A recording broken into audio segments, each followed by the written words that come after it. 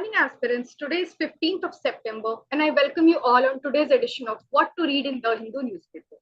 While going through the articles, we will not only see its relevance with regard to prelims and mains, but we'll also try interlink it with other GS papers as well. I am here to align your newspaper reading as a part of our GS syllabus. So let's get started. The very first article that is worth our attention in today's edition of Hindu newspaper talks about Center reopens PLI scheme for white goods till October 14, cites market growth. Now, this particular article is relevant for GS paper 3 under the theme Economy, Industrial Policy, Growth and Infrastructure. So the key theme that has been discussed in this particular article primarily talks about India's push for domestic manufacturing growth through incentivizing certain sectors. From mains perspective, the same article can be seen through the angle of PLI's effectiveness, that is production link incentive effectiveness with regard to boosting Make in India, then reducing imports, creating jobs. It is even directly linked with 𝗏𝗏𝗏𝗏. Then from prelims perspective, that's factual information that we have to have an idea of, factual data about PLI sectors covered.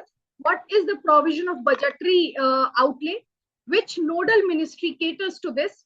In this manner, this particular article is to be holistically seen.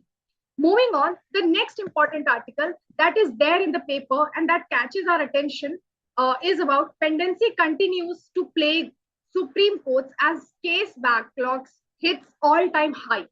Now, this particular article is very much relevant with regard to GS paper 2 polity under the theme Judiciary, Separation of Power and Governance issue altogether.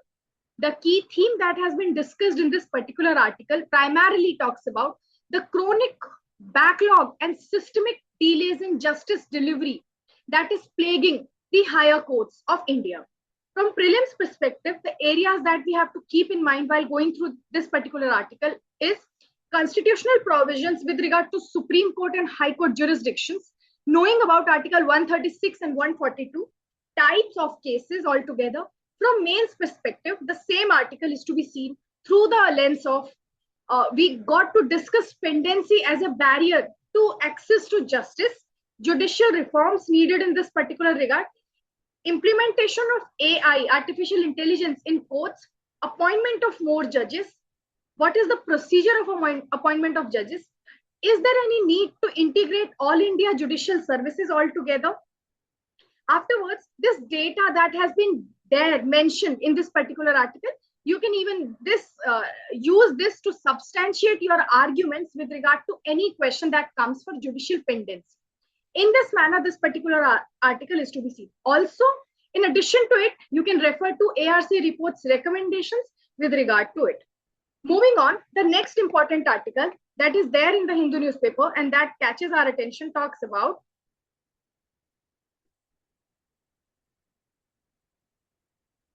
Kerala to launch three-phase campaign to mitigate human-wildlife conflict. Now, there has been several instances wherein increasing human-wildlife conflict is a cause of concern, both from human loss to the animal life of animals that we are losing in this particular regard. So, a state-specific program that has been launched to reduce or mitigate human-wildlife conflict. So from syllabus point of view, this will fall under GS paper 3 under the theme Environment, Conservation and Biodiversity. The key theme that has been tried to express in this particular article talks about majorly innovative campaigns that is required and is a need of ours to tackle rising human-animal conflict. From prelims perspective, the areas that we need to know about species in news, in particular here, elephant has been talked about. So the syllabus will fall under IUCN category of elephant. The type of element that we have, Wildlife Protection Act, under which it falls. Afterwards, eco-sensitive zones, what are these? From mains perspective, the same article is to be seen through the lens of what are the causes, major reasons of this rising conflict, such as habitat loss, a monoculture plantation that is rising for economic growth and balance between livelihood and ecology. So in this manner, this particular article is to be seen. What are the solutions for policy level? I have already underlined in this particular article. So you need to brush up your knowledge based on these only. Also, in addition to it, the census that is being carried out for elephant all across the India, you can even refer to that census as well, because there could be a portable questions with regard to it as well. Moving on, the next important article that is there in the news and that catches our attention is on editorials page, and that majorly talks about Sundarban crocodile. So, Silver of Hope. The theme of this article is there in this particular manner. An inclusive vision of conservation can protect more habitats. Now, this will fall under when we map our syllabus under GS paper 3 theme such as species protection, disaster-prone ecosystem. This particularly Sundarban areas is an estuarine ecosystem.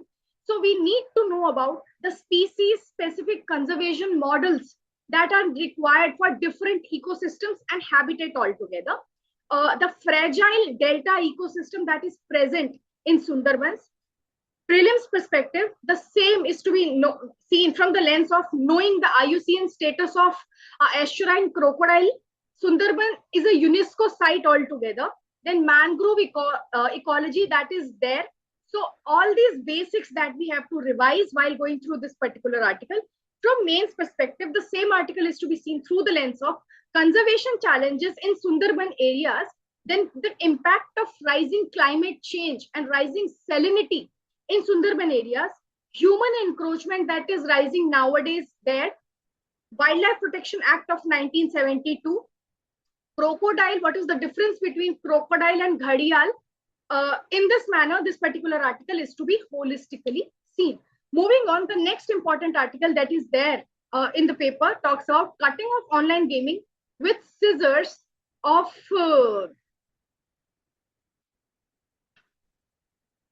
prohibitions. Now, this particular article is relevant with regard to GS paper 2 governance, under which regulation of technology can be quoted when we map this into our syllabus, and also relevant for GS paper 3, wherein cyber security and economy altogether can be mapped.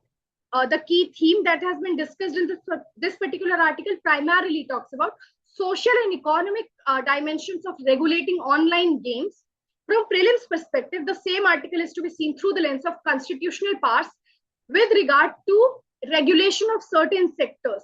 For instance, whether online gaming is a part of union subject or state subject. IT Act provisions with regard to it. From mains perspective, the same article is to be seen through the lens of debate between innovation and addiction, taxation of online gaming altogether, youth protection versus business freedom that has been quoted nowadays with regard to this particular sector. In this manner, this particular article is to be seen holistically. Moving on, the next important article that is there in the paper and that majorly talks about bringing global education home. So this basically talks about internationalization of Indian higher education. This will fall under GS paper 2 education policy and governance. From prelims perspective, the areas that we have to know of is about UGC powers, how they regulate universities, new education policy 2020s, its provisions with regard to opening of our education system for foreign institutions.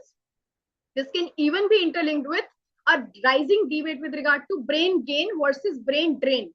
So a lot of people move out of India for higher studies to get some sort of better educational opportunities. So opening this sector for Indian international institutions in India, would it bring some sort of positive change or not? This is to be analyzed. From mains perspective, the pros and cons of that, there is not only one-dimensional benefits with regard to it. There is also consequences of opening international institutions in India altogether as well. So we need to analyze it with regard to pros and cons. Also, access to global quality education versus the regulatory challenges that we are facing. The debate around brain drain versus brain gain can also be recalibrated while going through this particular article. And in this manner, this particular article is to be holistically seen. One can even put as an argument with regard to their ethics paper and essay paper as well. Moving on, the next important article that is there in Hindu newspaper talks about what do Supreme Court guidelines say on DNA. So this particular article, when we map in our syllabus, will fall under GS paper 2 governance quality, GS paper 3 science and tech and internal security. So the key theme that has been discussed in this particular article talks about use of science in strengthening criminal justice in India. From prelims perspective, the same article is to be seen through the lens of forensic science basics, DNA bill which is pending, then constitutional safeguards that is provided to an individual with regard to sharing of their DNA details. From mains perspective, the same article is to be seen through the lens of balancing technology adoption with privacy rights for an individual. The details of the data of DNA, whether they are admissible in courts or not, and the ethical concerns with regard to it. So this article has talked about a lot of case Supreme Court wherein certain guidelines have been issued. So this is how this particular article is to be read holistically. Moving on, the next important article that is there in the paper and that needs our attention as a part of syllabus is talks about how serious is global plastic pollution crisis. Now, this particular article is relevant for GS paper 3 under the theme environment and international agreements. The key theme that has been discussed in this particular article primarily talks about global fight against plastics and India's role. From prelims perspective, the areas that we have to know is about UNEP, Basel Conventions, single-use plastic ban in India.